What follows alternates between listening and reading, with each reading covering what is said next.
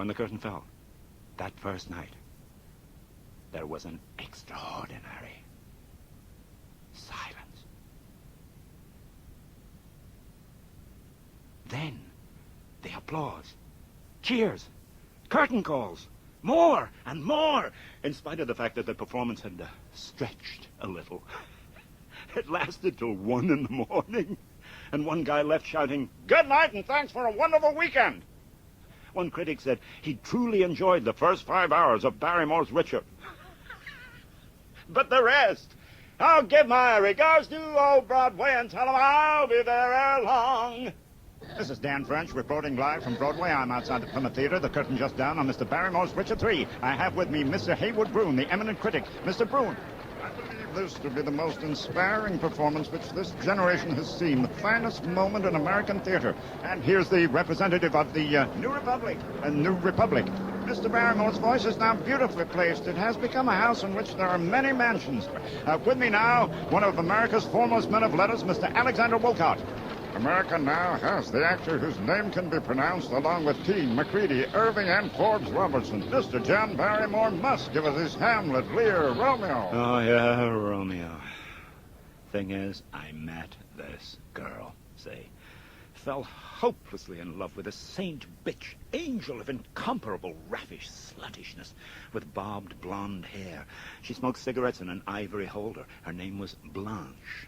But she decided in a moment of divine decadence to rechristen herself Michael Strange. "What do you do?" I said. "I'm an artist, a writer." "Yes?" "Yes. I wrote this for you." Her eyes glowed. Ooh. Oh, the splendor of his dream felt a touch.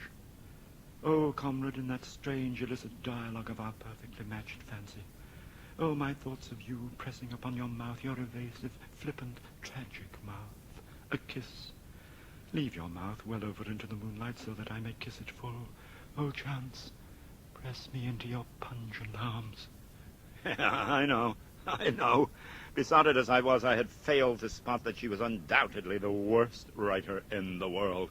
But I had found my everlasting soulmate. We were married. 3 months later, we were wearing the same clothes. Mine. In public. My second bus accident has a tie, hat, and pants on. Now, suddenly, she moves to Atlantic City to write, her epic. And I am summoned there, transported there nightly in a sweatbox train after being hosed down and prized from Richard's boiling armor, delivered, whacked, and exhausted into the arms of a scheming slut who decides that we are to be the greatest, grandest dynasty in theatrical history, headed by she, Michael, the daughter of Genghis Khan and spawned in Lesbos, whose next move in this game of Chinese checkers is planning with me, oh yes, her epic, Claire de Lune, her first theatrical masterpiece, for which Richard III must close, I must direct, design, and con Ethel into appearing in along with myself. Ethel never forgave me. And who could blame her when you heard the lines baby brother had conned her into speaking? How calm the water is. It makes the swans look exactly like topaz clouds reflecting in a Titanic mirror. I hope you're not hiding a mudsling in your silk swallowtail. By now, the audience are becoming understandably baffled. Meantime, I myself am tendering such deathless prose as, "I am kissing your little white feet. It is like stroking sprays of silken flowers." This, after making an entrance somersaulting into a balletic pas seul. If I'd sung the Woof and Poof song with a geranium sticking out of my ass, it couldn't have been worse. The critics ate us alive. While Michael lay paralyzed with grief, I was beside myself with fury with Ethel trying to calm me down. Jake, no self-respecting actor would stoop to take notice of critics. I will destroy them! They will pay for this! I will deliver a curtain speech tonight denouncing those vultures, Woolcott and Broun, that will make the front page of every newspaper in the country. No, it won't. The front page item will read, "Loving sister throttles dimwit actor in dressing room as act of mercy. Jury acquits without retiro." We didn't speak for a long time. I went to Europe with Michael. She'd given birth to our daughter, christened Joan Strange Barrymore.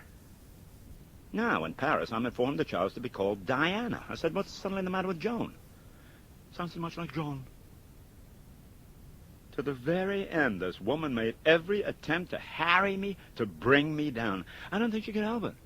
It was like Catherine, wife number one, all over again. She desperately wanted to be John Barrymore. I got totally depressed, turned up at Ethel's place on Mamaroneck. I don't know what to do. I'm a bit mixed up. I feel like a souffle that's been out of the oven too long. You better take me in. That night, Ethel came to my room. This is for you. It is you. Handed me a little book and kissed me. It was the little temple edition of Hamlet. I started turning the pages, and by the rogue and peasant slave soliloquy, I was on fire.